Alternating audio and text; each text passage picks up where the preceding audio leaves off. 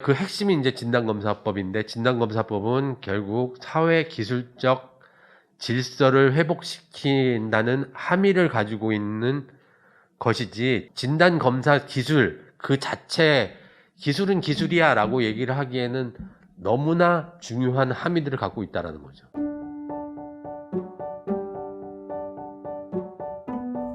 저는 포스텍의 인문사회학부에서 있는 김기흥이라고 합니다. 여러분들 여기서 만나 뵈가지고 너무 감사하고 또 반갑고요.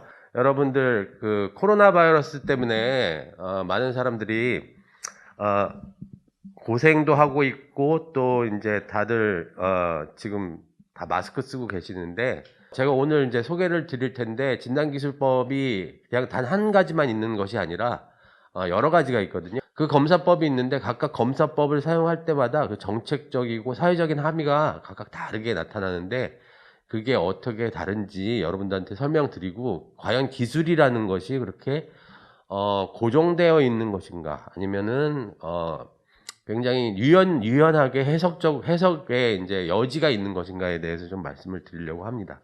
잊지 않아야 되는 것은, 코로나 바이러스라는 것이 전례 없는, 한 번도 우리한테 일어난 일이 없었던 이제 신종 감염병인데, 과연 이런 신종 감염병에 대해서 우리가 어떻게 바라봐야 되는가, 그리고 지금 현재 정책은 어떻게 되고 있는가, 그럼 이제 방역 성공과 방역 실패를 가르는 요인이 뭐였는가에 대해서 좀 말씀을 드리려고 합니다. 2019년 12월 달에 이제 그 중국 우한에서 처음 발생을 했는데, 12월 17일 날, 2019년 12월 17일 날 일본에서 몇몇의 학자들이 모여서 일종의 태스크포스 훈련을 했어요. 그러니까 훈련을 한 게 뭐냐면, 가상의 감염병이 발생해서 중국에서 한국으로 확산되었을 경우에 우리가 어떻게 대처를 할 것인가에 대한 이제 일종의 가상 훈련을 한 것이죠.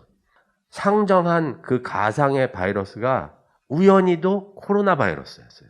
한국에서 발생했던 사스, 그리고 메르스, 이런 것들이 다 이제 코로나 바이러스의 변종이거든요.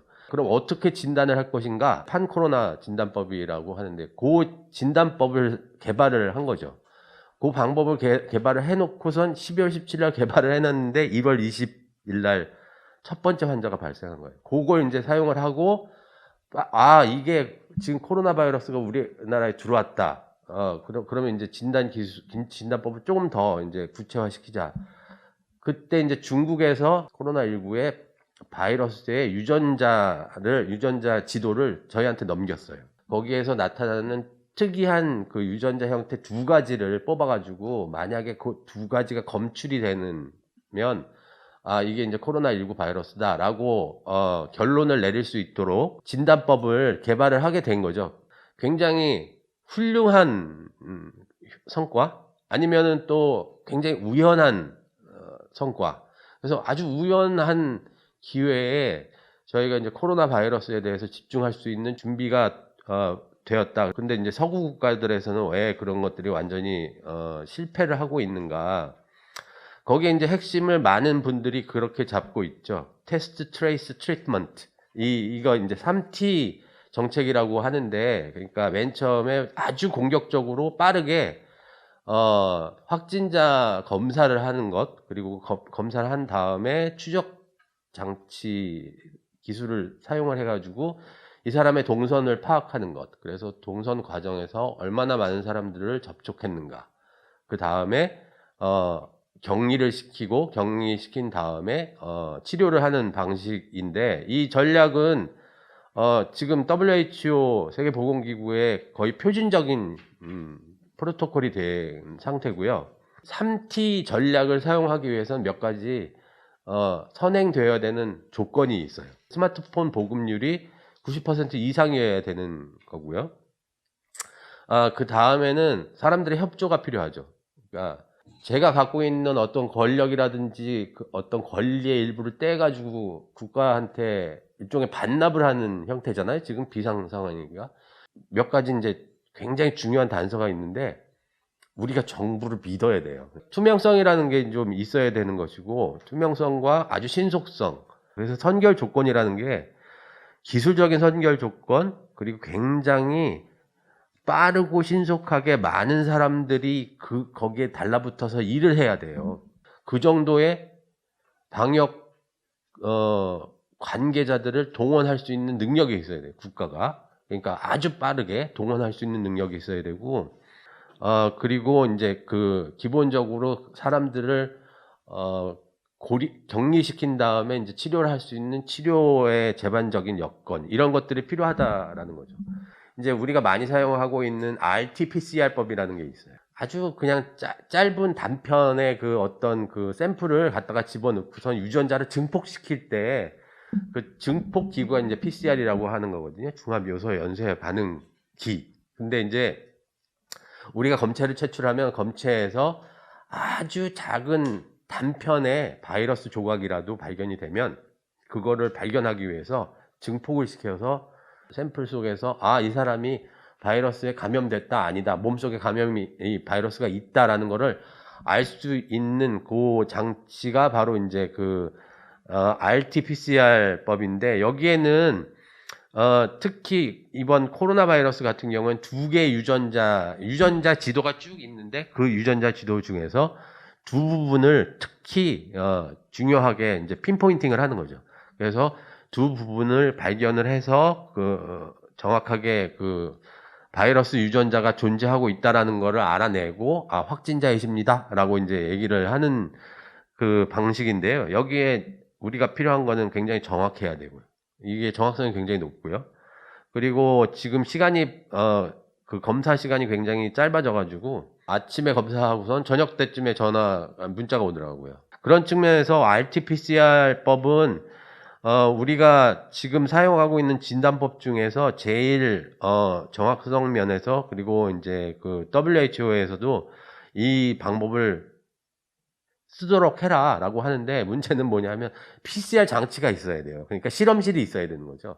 방역당국에서 이제 실험실 지정을 해가지고 거기서 지금 검사를 하고 있고, 그런 기반 시설들이 만들어졌을 때 이제 가능한 방법이고, 이제 그 다음으로 소개를 드려야 되는 게 이 lateral flow 테스트라고 하는데, 요거 이제 이 진단법을 사용하기 시작한 게 얼마 안 됐어요. 지난주서부터 시작했어요. 영국에서. PCR 장치가 필요 없어요. 대신 코나 입에 검체를 채취를 해가지고 바로 이제 용액에다 잠깐 넣었다가 그 용액을 진단 키트에다가 이렇게 떨어뜨리면 얘가 진단 키트에서 표시가 나와요. 그러니까 임신 테스트기처럼 표시가 줄로 이렇게 나타나는 건데, 그 시간이 한 30분 안에 가능하다고 그러더라고요. 그러면 이거는 굉장히 짧은 시간 안에 진단을 할 수 있는 장치이기 때문에 굉장히 좋겠다라고 얘기를 할 수 있는데, 아직은 개발한 회사에서는 정확도가 굉장히 높다라고 얘기를 하고 있는데, 좀 실험을 해본 사람들 같은 경우에는 옥스퍼드 대학교에 서 나온 자료로 보니까는 한 80% 정도, 그럼 이제 20%가 이제 빠져나가는 거잖아요. 그래서 요 문제가 있는데, 지금 요 대규모 간이진단법을 사용하는 거는 시 또는 국가 전체를 통째로 검사를 할 때 내버려 둘까? 아니면 전수조사를 할까라고 했을 때 이제 전수조사하는 방법이 이 대규모 간이진단법이고요. 내버려 두는 법이 있어요. 내버려 두면 어떤 일이 일어나냐면, 보통은 이게 이제 감기의 경우에 이제 이런 일이 일어나는데, 감기 걸리면 사람들이 항체가 생겨가지고 다음번 감기가 들어와도 아이고 괜찮아, 그냥 지나갈 수가 있어요. 근데 문제는 뭐냐면 이 항체가 생겼는지 안 생겼는지 알 수가 없잖아요. 그렇죠? 말씀드리고 싶은 게 이제 항체 검사법인데, 안티바디 테스트라고 얘기를 하는데, 이거는 지금 현재 몸속에 바이러스가 있냐 없냐를 판단하는 진단법은 아니에요. 대신 이 바이러스가 예전에 몸속에 들어왔다 나갔는가를 알 수 있는 거예요. 그러니까 이력을 알 수 있는 거죠. 대신 그걸 어느 것으로 보냐면 이제 항체 생성으로 여부로 판단을 하는 건데, 여러분들 몸속에 이제 항체가 생성이 됐다라고 하면은 쉽게 알 수 있는 거죠. 내가 걸렸구나. 근데 걸렸으면 괜찮지 않을까? 괜찮지 않을까가 굉장히 중요해요. 왜냐하면 항체가 생겼을 경우에는 무슨 국가에서 어떤 조치를 취할 수 있냐면, 그냥 정상적으로 일터에 가서 마스크 안 쓰고 일하세요? 이렇게 얘기를 할 수 있는 거예요. 이렇게 감염이 된 이력으로 따져가지고 항체 생성률이 70% 정도 되면 그때서부터 그 사회는 면역력을 보유한 국가가 되는 거죠. 이거를 이제 허드 임뮤니티라고 하는데, 집단 면역법이라고 얘기를 하는데, 이건 이제 보통 독감에서 많이 사용한 방법이에요. 독감 모델에서는 대부분 이 방법을 사용하고 이런 것들을 상정을 하게 되는데, 문제는 코로나 바이러스는 독감하고 다르죠. 그리고 어떤 결과가 나타날지 모르고 항체가 한 번 생성되었다고 하더라도 이게 1년이 가는지 3개월이 가는지 열흘이 가는지 아직 몰라요. 이런 방식을 영국과 스웨덴에서 초기에 사용을 하려고 했었고, 지금도 항체 검사를 하는 데가 많아요. 신종 감염병은 미지의 질병이에요. 저희는 알 수가 없어요. 한 번도 겪은 적도 없고 어떤 피해가 일어나는지 모르죠. 그래서 이 미지의 질병을 만났을 때 많은 사람들은 혼란과 공포를 느끼게 되죠. 그리고 이걸 해결하기 위해서 우리는 많은 생각을 하게 됩니다. 인류학자인 앤 켈리라는 사람이 뭐라고 얘기했냐면, 신종 감염병에 대한 확산, 그 과정에 대한 대응은 전례 없는 사태에 대한 상상력을 동원할 수밖에 없다. 전례 없는 상상력을 구성하는 방식이 여러 형태로 나타나는데, 그럼 그 상상력은 도대체 어디서 어떻게 만들어질까 생각을 해보면 당연히 우리가 갖고 있었던 과거의 경험으로부터 만들어내겠죠. 그럼 그 과거의 경험은 특히 질병 같은 경우는 질병 경험으로부터 얻는다는 거죠. 한국 같은 경우에 2000년 이후에 7차례에 걸쳐서 질병이 발생을 했고 감염병이 발생을 했고, 최근에 발생했던 감염병에 대한 질병 경험을 토대로 해가지고 우리 그 대처 방법이라든지 정책적인 문제를 구성을 하게 된다라는 거고, 요런 그 전례 없는 사태에 대한 상상력이라는 게 이제를 통해서 사람들은 대처 방법, 정책, 함의 이런 것들을 이제 구성하는 거죠. 그러면 기술은 도대체 어떻게 될까라고 했을 때, 토마스 홉스라고 여러분들 혹시 들어보셨겠죠? 정치 철학자, 만인에 대한 만인의 투쟁. 그리고 로버트 보일, 화학 분야의 아버지. 이 두 사람이 같은 시대 동시대의 사람인데 한때 둘이 굉장히 크게 충돌을 한 적이 있어요. 논쟁을 해가지고, 그때 이제 문제가 뭐냐면, 로버트 보일이 진공이라는 게 세상에 존재한다라는 것을 증명하기 위해서 공기 펌프라는 이제 그 실험 도구를 보여주고 거기서 공기를 빼내고 여기 진공이 있어요라고 얘기를 한 거죠. 그때 핵심은 뭐였냐면, 그 진공을 보여주기 위해서 에어펌프라는 그 기술을 사용을 한 거죠. 왜 하필 에어펌프를 통해 가지고 자꾸 그 진공을 보여주려고 했을까? 당시에 토마스 홉스와 로버트 보일이 생각하고 있었던 건 뭐냐면, 그 당시가 만인에 대한 만인의 투쟁, 종교 전쟁을 하면서 전 유럽이 피폐화된 상태예요. 전쟁 때문에 완전히 그 체계가 무너지고 무질서와 혼란 상태였는데, 이 두 사람 다 목표한 바는 뭐냐면, 어떻게 예전처럼 질서 있는 상태로 되돌릴 수 있을까? 진공 펌프의 핵심은 질서예요. 진공 펌프를 통해서 진공이라는 개념을 사람들한테 알려주면서 그것이 사실인지 논리의 결과인지를 알려주기 위한 어떤 궁극적으로 질서를 회복하기 위한 장치라는 거죠. 즉, 이게 과학의 출발점이거든요. 그러니까 이후 250년의 역사를 판가름할 수 있는 굉장히 중요한 역사적 사건인데, 과학사에서 보면 이것은 이제 제가 볼 때 진단법도 이게 기술의 하나인데, 결국은 무슨 의미냐면, 일종의 사회 기술적인 질서 유지와 관련된 어떤 측면에 굉장히 중요한 함의를 담고 있는 기술이다라는 게 이제 진단법의 핵심이고, 아마 이 진단법도 사회 기술적인 질서와 연관된 어떤 것일 것이다 라고 생각을 한 것이죠. 그러면 우리나라 그 방역 정책을 한번 봐야 될 필요가 있죠. 도대체 어떤 것을 목표로 하고 있고, 어떤 조건에서 왜 하필 이 기술을 사용할 수밖에 없었는가. 한국의 테스트 추적 치료로 이어지는 그 진단법의 핵심은 굉장히 공격적인 중앙 집중적인 억제 전략의 그것에 이제 기반해 있다라는 것이죠. 왜냐하면 우리가 반복적으로 발생했던 인간, 동물 감염병의 역사 경험을 통해 가지고 우리가 체득했던 건 뭐냐면 지금 우리가 굉장히 어떤 질병이 발생했을 때 그 주변을 에워싸고 빨리 격리를 시켜서 검사를 한 다음에 치료를 공격적으로 하는 방식 아니면 대처 방법이 없더라라는 게 우리가 경험해가지고 체득한 거예요. 그러니까 우리는 굉장히 보면 어떤 측면에서는 굉장히 경험주의적인 방식을 갖고 있는 거죠.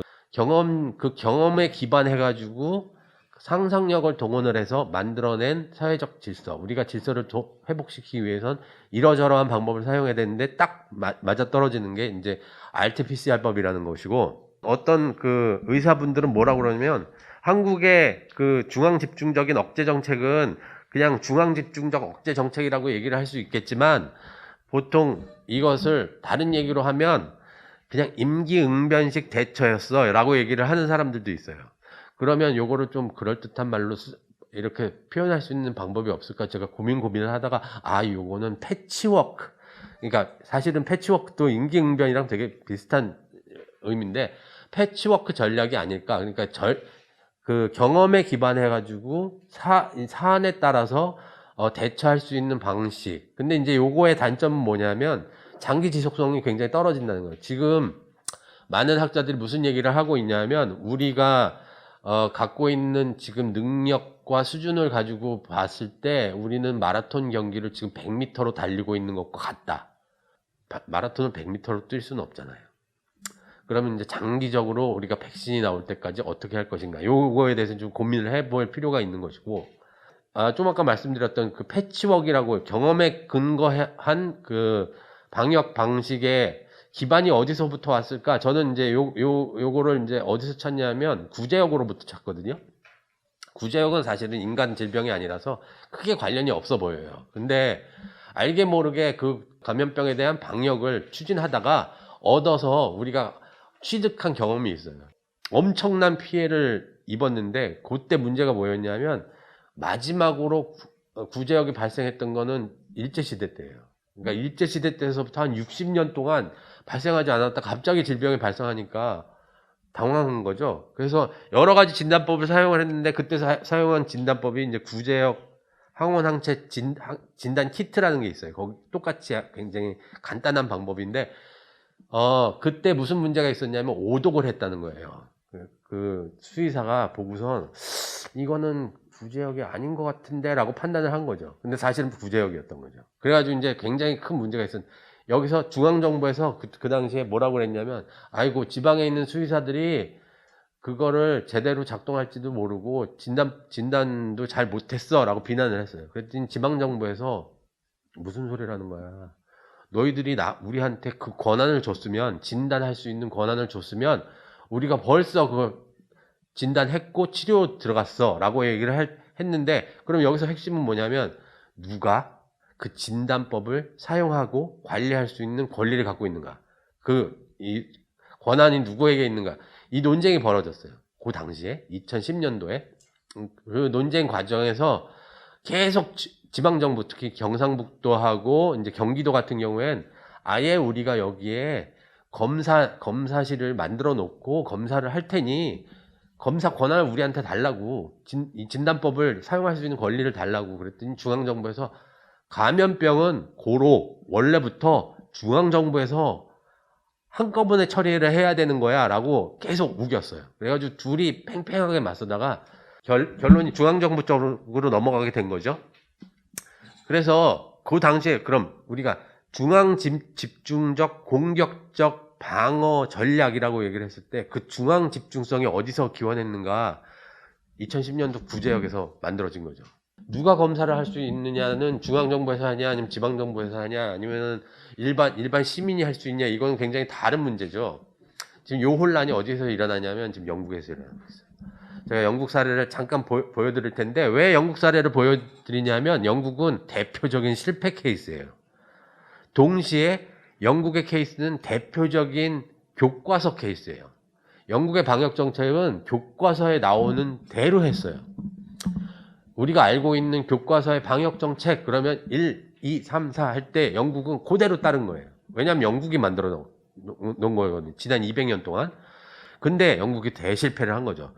여기서 보면은 여러분들한테 보여드리는 거는 네 단계 전략인데 억제, 지연, 연구, 완화 전략이라는 걸 사용을 했는데 요 전략은 단계마다 달라요. 그러니까 맨 처음에는 확진자들이 조금 나왔을 때는 억제를 해가지고 격리를 한다. 근데 이제 300명 정도 넘게 확진자가 발생했을 때는 지연 전략으로 간다. 왜 지연을 시키냐면 그 사람들이 생각했던 건 뭐냐. 바이러스란 대부분의 바이러스가 이제 속성이 그런데 추운 겨울에 활동성이 되게 높아요. 근데 봄이 지나고 여름으로 지나가면 얘네들이 영어로 표현하면 번아웃 한다고 그러는데 그냥 사라져 버려요. 이 활동성을 잃고. 그래서 지연 전략은 뭐냐면 여름이 될 때까지 그 확산 커브를 눌러가지고 이렇게 쭉 지연시켜 버리는 거예요. 딜레이 시키면 여름이 되면 자연이 없어지거나 아니면 우리가 치료할 수 있는 어떤 방법을 발견할 거야. 그래서 이제 연구 전략이 나오고 마지막 그것도 안 되면 이제 완화 전략으로 가는 방식인데 요 네 가지 전략을 사용을 했는데 문제는 뭐냐면 네 가지 전략을 사용하다가 망해버렸어요. 영국은 그 네 단계 전략을 통해 가지고 flattening the curve라는 거를 맨날 사용했어요. 질병이 이렇게 확진자가 발생할 때 확진자 숫자가 이렇게 급증하면 그걸 눌러가지고 뒤로 지연시키는 방법인데 곡선을 평탄화하게 만든다고. 그래서 연예인들도 거기다가 이제 해시태그 운동도 했었죠. flattening the curve. 그때 이제 보시면 영국 정부가 굉장히 중대한 실수를 저질러요. 3월 11일하고 3월 13일 날 챔피언스 리그가 경기가 있었어요. 원정하는 그 서포터들이 다 넘어왔어요. 리버풀로. 그 당시에 스페인이 난리가 나고 있는 상황이었어요. 분명히 감염자들이 들어왔겠죠. 그게 확산이 됐는데 그걸 막지 못한 것. 첫 번째. 두 번째는 13일 날 첼트넘 페스티벌이라는 게 있는데 전통적으로 영국은 승마 경기를 되게 좋아하고 귀족 경기라고 생각을 해요. 그래서 사람들이 한 15만 명이 모이거든요. 그 다음 주에 확진자가 엄청 늘었어요. 또 한 가지는 마지막에 영국 임페리얼 칼리지에 굉장히 유명한 그 수학 예측 모델을 하는 학자가 있는데 닐 퍼거슨이라는 사람인데 이 사람이 나와가지고 정부가 지금 아무것도 안 할 경우에 곧 50만 명의 영국 사람 죽을 것이다 라고 발표를 했어요. 수학적으로 계산을 해가지고 커브가 이렇게 올라가는 거 보여줬어요. 보여주니까 큰일 났다. 우리 봉쇄해야 되겠다 라고 한 거죠. 여기 사실은 굉장히 중요한 단서가 있어요. 영국은 그 전례 없는 상상력의 기반, 질병 경험은 어디로부터 찾았냐면 독감으로부터 찾았어요. 독감은 겨울에 막 퍼지다가 여름이 되면 사그라들어요. 번아웃 해버리니까. 그리고 영국은 그거를 몇 차례 성공적으로 막아냈어요.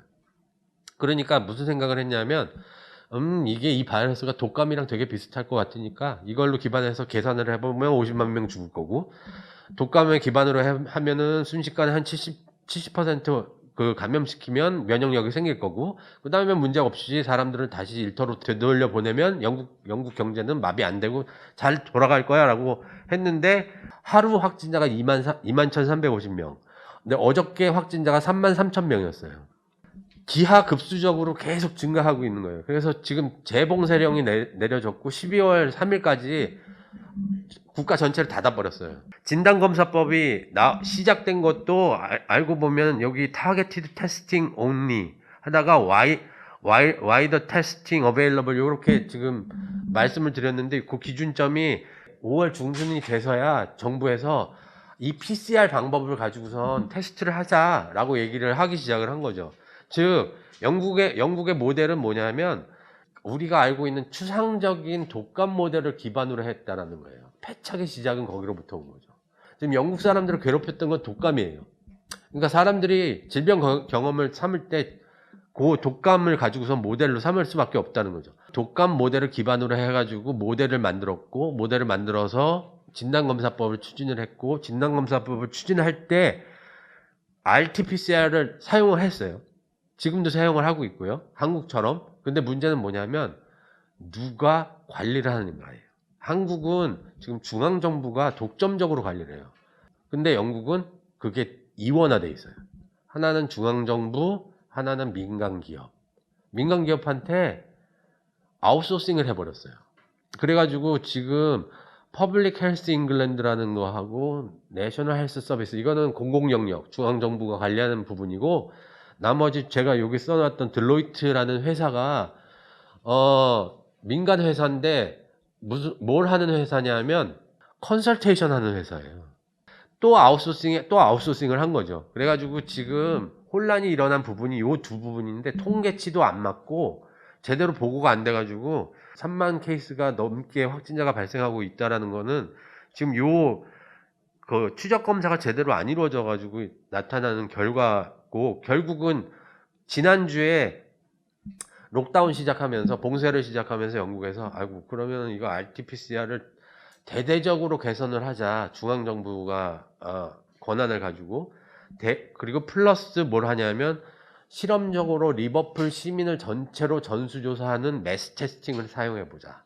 그래서 나온 게 아까 말씀드린 매스 테스팅 방법이라는 거고, 그거는 이제 원칙적으로 중앙정부가 일원화된 형태로서 추진을 할 수밖에 없는 상황에 이르게 됐고, 근데 아직도 그 민간 영역에서도 지금 테스트 관리를 하고 있다라는 거예요. 그러면 이 두 가지 사례를 봤을 때 상대적으로 성공한 케이스는 한국의 케이스, 그리고 완벽하게 실패한 영국의 케이스, 이 두 가지를 비교를 해보면, 여기에 핵심은 특히 대구의 신천지 사태가 일어났을 때 핵심은 공중보건의에 있어요.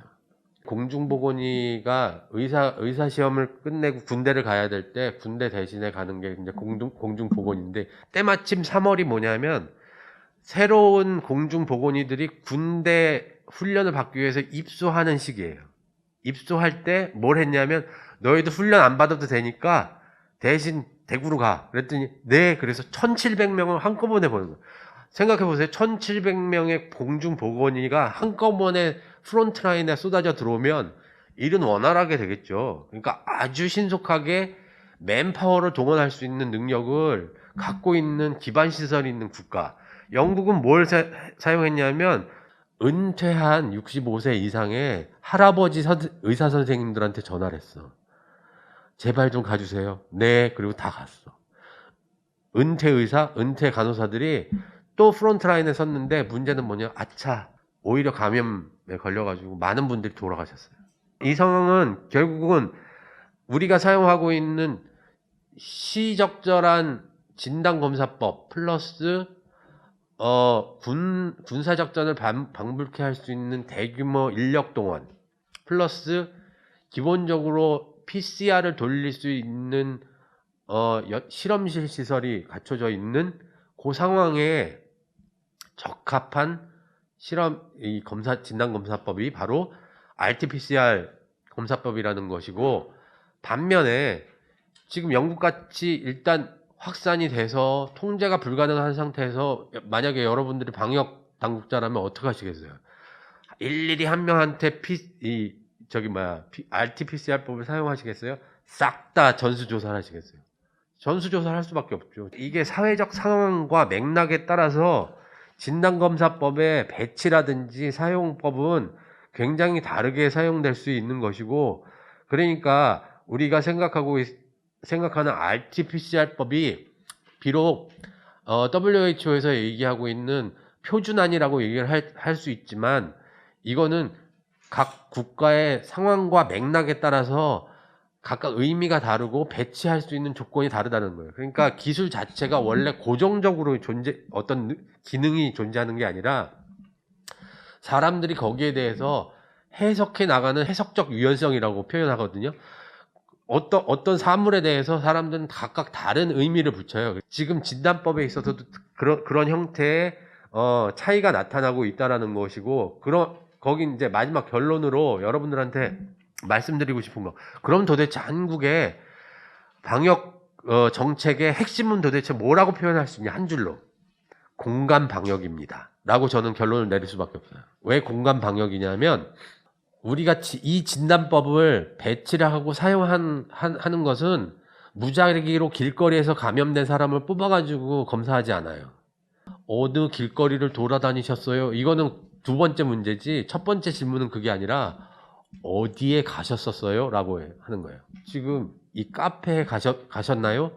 만약에 여기에서 그 의심자가 나오면 이 공간에 참여했던 사람들의 리스트가 나오고 그 사람들에 대해서 검사를 하겠죠. 그렇게 해가지고 진단을 하는 방식인데 이 공간을 중심으로 이루어진다는 거예요.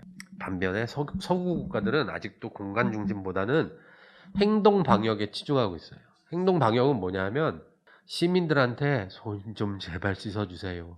제발 마스크 좀 써주세요. 제발 거리 두게 해주세요.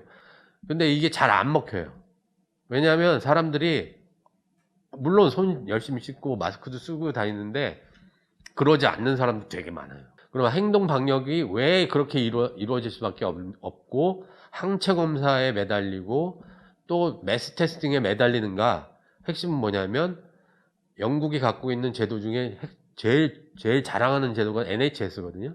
그러니까 공공 무료 의료 시설, 의료 제도, 내셔널 헬스 서비스라고 얘기를 하는데 병원에 갈 때 돈 안 내고 누구나 평등하게 치료받을 수 있고, 이제 문제는 뭐냐면 치료의 역량이 어느 정도인가. 치료 역량을 넘어서는 순간 그 제도는 붕괴되죠. 그거를 지키려고 무지하게 노력을 하고 있어요. 그래서 그 제도를 유지하는 방법. 두 번째, 경제를 활성화시키는 방법. 끊임없이 빨리 다시 일터로 사람들을 되돌려 보내는 게 굉장히 중요한 거죠. 영국 경제를 유지하기 위해서. 이건 한국에도 마찬가지인데, 한국의 모토는 방역은 곧 경제다라고 이제 하면서 이제 중앙 집중적으로 공격적으로 공간 방역을 하고 있다라는 걸로 결론을 내린다면, 유럽 사례, 특히 영국 사례 같은 경우에는 뭐라고 얘기를 하냐면, 방역을 기반으로 해서 그 질서를 유지시키면서 문제를 해결하려고 하는 방식이다. Protecting the NHS, Save the Lives 라는 게 나와요. 여기에 핵심은 뭐냐면 그 제도도 살리고 사람도 살리자라는 거예요.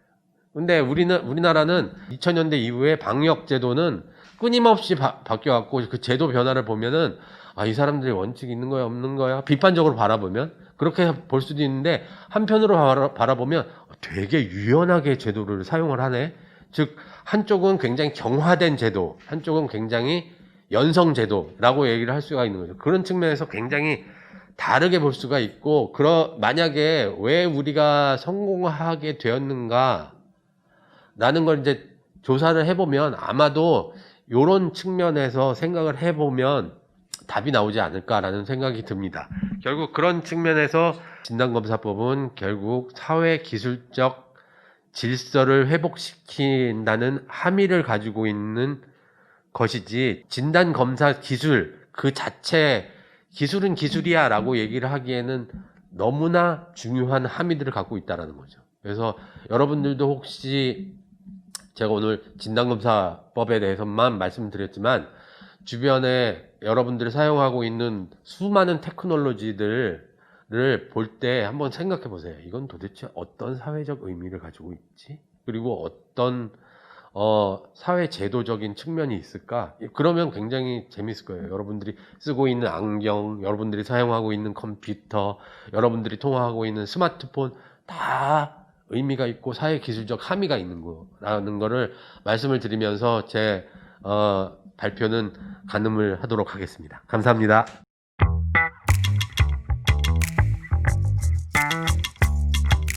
선생님 말씀하신 것처럼 영국이 동물 감염병 측면에서도 굉장히 중요한 그 경험을 가지고 있는데, 하나가 이제 광우병이고요. 두 번째가 2000년도에 발생했던 구제역이거든요. 광우병은 90년대에 이제 영국을 공포의 도가니로 몰아넣고, 그 다음에 이제 구제역도 갑자기 발생해가지고 2000년도에 컴브리아 지역이라고 하는데, 컴브리아 지역에다가 그냥 다 몰아넣어서 다 묻어버렸어요. 구제역에 걸린 소나 돼지들을 보면 살처분을 하죠. 그 이제 살처분을 할 것인지 백신을 사용할 것인지도 이제 논쟁의 대상이었고, 이 문제는 근본적으로 이제 산업 방식의 집약적인 그 목축 농업에서 나오는 건데, 이 예방적 살처분을 하기 위해서 이제 어느 수준까지, 그러니까 반경 1.5km 안에 있는 건강한 소, 돼지도 다 죽여야 된다. 라는 게 이제 공식적인 정책이었거든요. 그거를 정하는 논쟁이 있었어요. 그 중에 모델을 2가지 팀이 논쟁에 참여했는데, 에딘버러 대학교하고 옥스퍼드 대학교에 있는 수의사들이 참여를 했어요.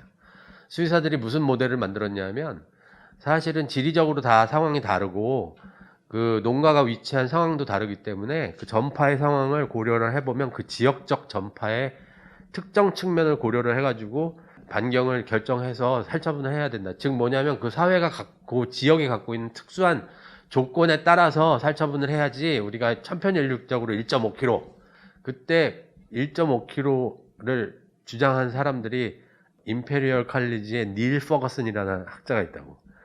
그 친구가 만든 모델이에요. 수학적 모델.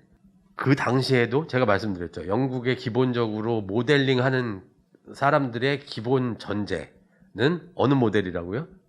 독감 모델이에요.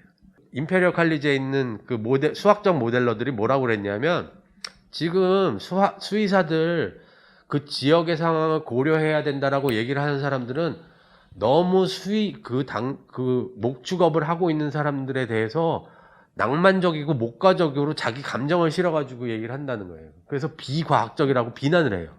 멀리서 객관적으로 보는 것이 과학이야.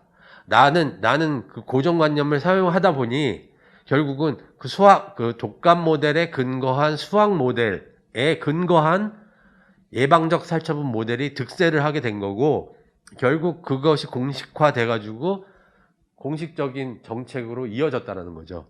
즉 결국 근원으로 쫓아 들어가 보면 90년대 이후의 정책의 기본은 독감 모델에 근거하고 있다.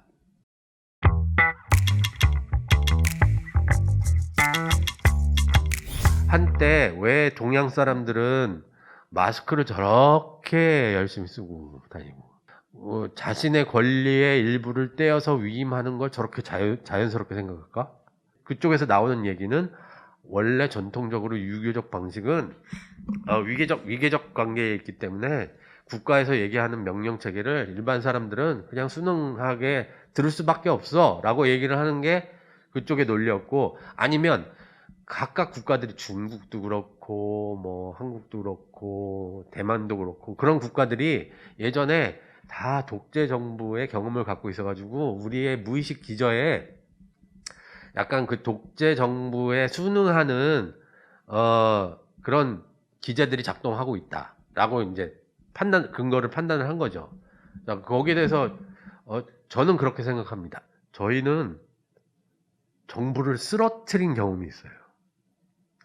정부를 갈아친 경험이 있어요. 이거는 정치 철학에서도 굉장히 중요한 문제인데, 토마스 홉스가 만인에 대한 만인의 투쟁. 그래서 만인의 투쟁을 막기 위해선 사람들이 결국은 나의 권리의 일부를 떼어서 위임한 다음에 국가라는 걸 만들어서 국가가 나를 통치하게 하는 계약 관계를 이루어야 된다. 이거 아주 정치 철학의 기본 중에 하나거든요.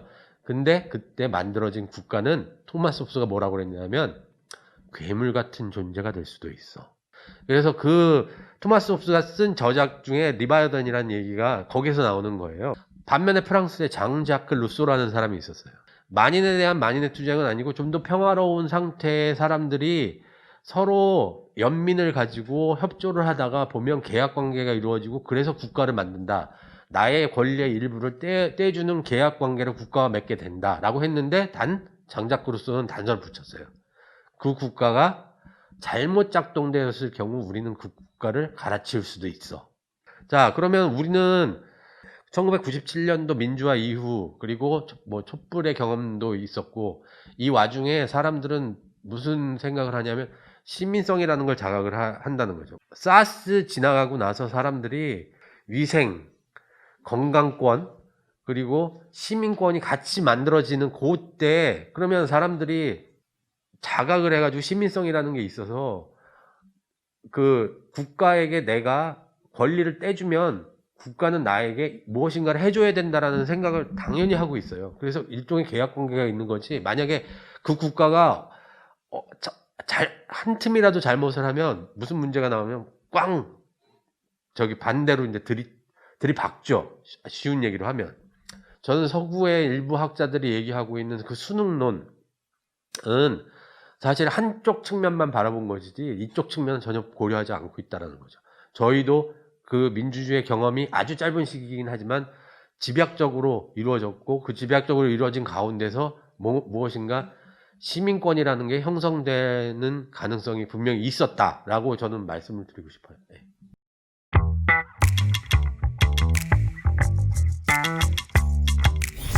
마라톤 코스를 100m로 달리고 있다는 건 제 얘기가 아니라 방역하시는 선생님들의 입에서 나오는 거예요. 그만큼 우리는 굉장히 많은 에너지와 자원과 인력을 동원해가지고 집중적으로 대처를 하고 있고, 발생하는 곳에마다 이제 막 달려가지고 동선 추적하고 역학조사하고 뭐 이렇게 그 격리시키고 치료하고 이런 방식을 사용하고 있는데, 과연 그러니까 백신이 일반적으로 대중화돼서 사용될 때까지 내년 말서부터 사용이 될 텐데, 그러면 그 1년 동안 계속 마라톤을 100m처럼 달릴 수 있을까? 열심히 100m 달렸는데 숨이 차기 시작했어요. 자칫 잘못해서